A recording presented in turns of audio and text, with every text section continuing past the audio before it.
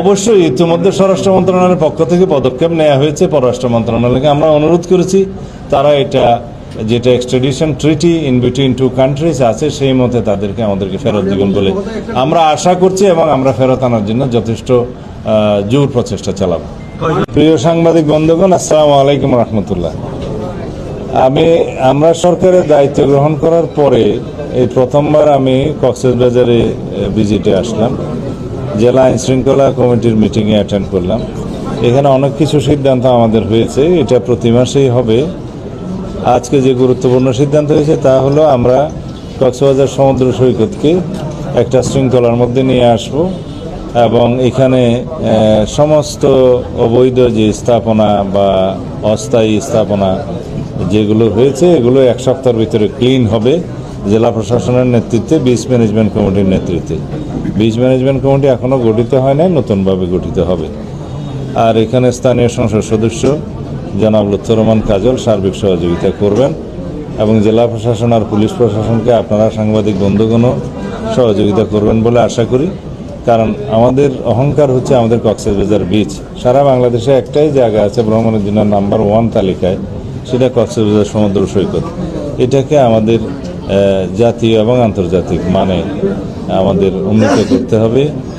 আর সেটা করতে গেলে যাতে আমাদেরকে এই বিচে একটি কোনো রকমের ময়লা আবর্জনা না থাকে এবং কোনো অবৈধ স্থাপনা না থাকে এবং এমন কোনো বিষয় আমরা ওখানে না আনি যাতে পর্যটকদের জন্য কোনো অসুবিধার সৃষ্টি হয় এবং দৃষ্টিকটু লাগে।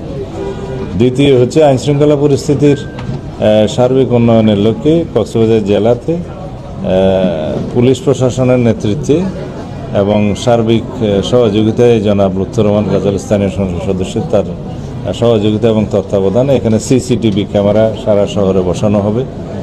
3 নম্বর হচ্ছে মাদক এবং জুয়া, অনলাইন জুয়া, এগুলো বন্ধের জন্য আমরা যা কিছু প্রয়োজন সর্বোচ্চ প্রচেষ্টা করব। সেজন্য আমরা পরিকল্পনা গ্রহণ করার জন্য আইনশৃঙ্খলা বাহিনীকে যারা এখানে সংশ্লিষ্ট আছে সবাইকে অনুরোধ করেছি। মাদকদ্রব্য নিয়ন্ত্রণ অধিদপ্তরের কর্মকর্তাবৃন্দ, পুলিশ বাহিনী, র্যাব, বিজিবি সবাই এখানে সহযোগিতা করবেন। আমরা মাদক মুক্ত সমাজ গড়তে চাইলে আমাদেরকে প্রথমে কক্সবাজারের এই টুকিয়া টেকনাফ এবং আমাদের এই রোডটা মাদক চোরাচালানের বন্ধ করতে হবে এবং মাদকের প্রচার বাণিজ্য সব কিছু আমরা এখানে বন্ধ করতে হবে।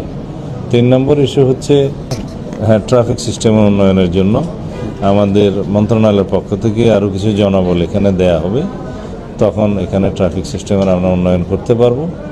আর টমটমের সংখ্যা আর বৃদ্ধি হবে না। অযান্ত্রিক গাড়ি, নন মোটরাইজ ভেহিকেল যেগুলো আছে ব্যাটারি চালিত, এগুলোর সংখ্যা আর বৃদ্ধি হবে না এবং লাইসেন্স নবায়নের ক্ষেত্রে যথেষ্ট কেয়ারফুল হতে বলা হয়েছে। সর্বোচ্চ সংখ্যক যেটা নির্ধারণ করা হয়েছে সেটার উপরে কখনোই আর যাবে না। ক্রমান্বয়ে যেগুলো ড্যামেজ হবে সেই সংখ্যাটা আর ফিল আপ করা হবে না, সেই জায়গাটা খালি থাকতে থাকতে আস্তে আস্তে এগুলোর সংখ্যা কমানো হবে।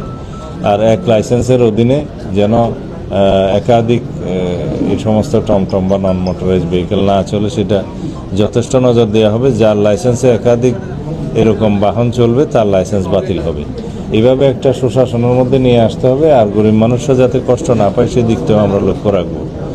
এর বাইরে আরও অনেক কিছু আমরা সিদ্ধান্ত নিয়েছি যেগুলো আপনারা জানতে পারবেন। জেলা প্রশাসনের পক্ষ থেকে এগুলো রেজলিউশন আকারে প্রচার করা হবে।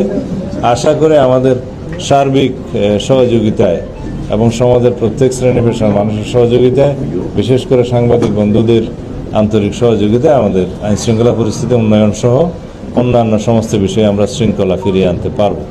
ধন্যবাদ।